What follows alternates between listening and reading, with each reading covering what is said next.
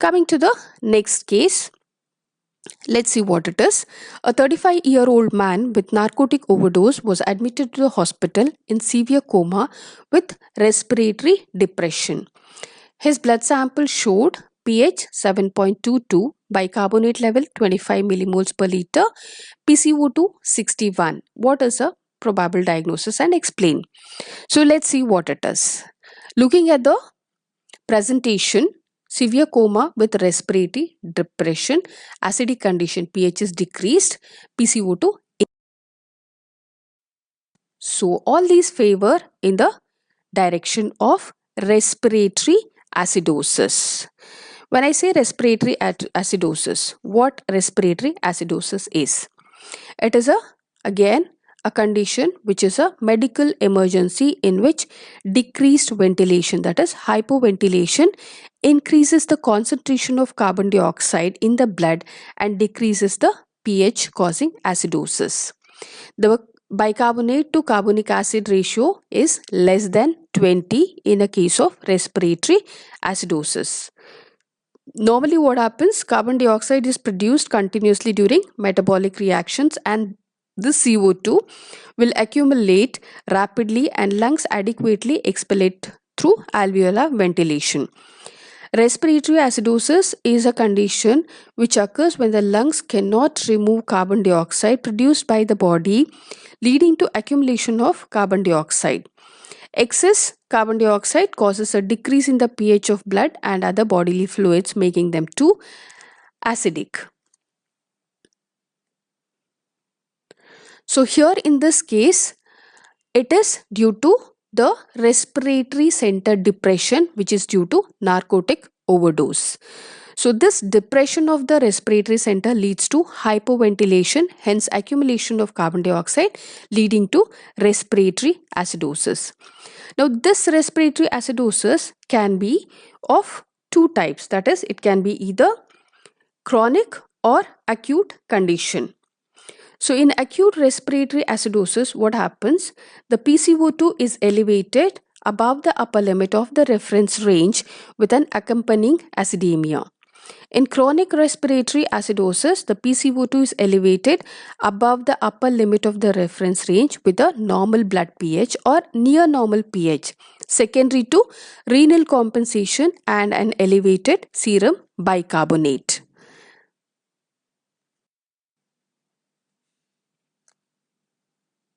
Now, we have seen the lab investigations where there is decrease in pH, changes in the PCO2 level. It is increased due to hypoventilation or the depression of the respiratory center.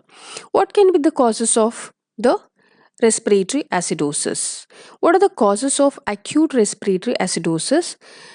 This acute respiratory acidosis occurs when an abrupt failure of ventilation occurs due to obstruction of respiration, as in bronchopneumonia, status asthmaticus, bronchitis, emphysema, thoracic trauma, and pneumothorax, or in conditions like neuromuscular disease like myasthenia gravis, myopathy, then Guillain-Barré syndrome, etc. These are the causes of acute respiratory acidosis. Depression of respiration or the respiratory center can also occur in barbiturate, morphine, and alcohol poisoning. Chronic respiratory acidosis may be secondary to many disorders, including COPD, secondary to obesity, hypoventilation syndrome, neuromuscular disorders like amyotrophic lateral sclerosis, and also severe restrictive ventilatory defects, which can be observed in interstitial lung disease and the thoracic deformities. So these are the various causes seen. Here it is mainly due to the narcotic overdose. So how does a patient present with in a case of the respiratory acidosis? So here it is mainly the weakness, headache, dyspnea, blurred vision, restlessness, delirium, cramps, paresthesia, neuromuscular irritability, hypoventilation, hypotension, and can end up with coma too. So hypercapnia causes peripheral vasodilatation, tachycardia, and the tremors. So let's see what the investigations are. How do you investigate a case when he comes in coma? So mainly look for the blood sugar levels, creatinine levels, serum electrolytes and ABG, and also chest X-ray. So chest X-ray is mainly to rule out the respiratory disorders. So now what are the different compensatory mechanisms which can come into action during respiratory acidosis? So here it is excess of carbonic acid is buffered by hemoglobin and the protein buffer system, which occurs over minutes to hours, leading to slight increase in the bicarbonate level. Increased partial pressure of carbon dioxide stimulates the respiratory center, resulting in hyperventilation. So this hyperventilation results in the elimination of more of CO2. Secondary compensation is renal compensation, which occurs over few days, that is over the period of 3 to 5 days.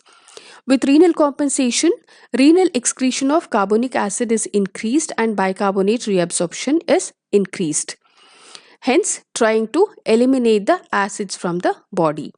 So increase in urinary excretion of titrable acids, acidity and also ammonia occurs in secondary compensation by the renal system. How do you manage the case? Again, this occurs due to the other disorder, other cause. So treat the underlying cause, mainly the treatment of the underlying cause, and non-invasive positive pressure ventilation and oxygen has to be supplied if the blood oxygen level is low. That is how you manage a case of a respiratory acidosis.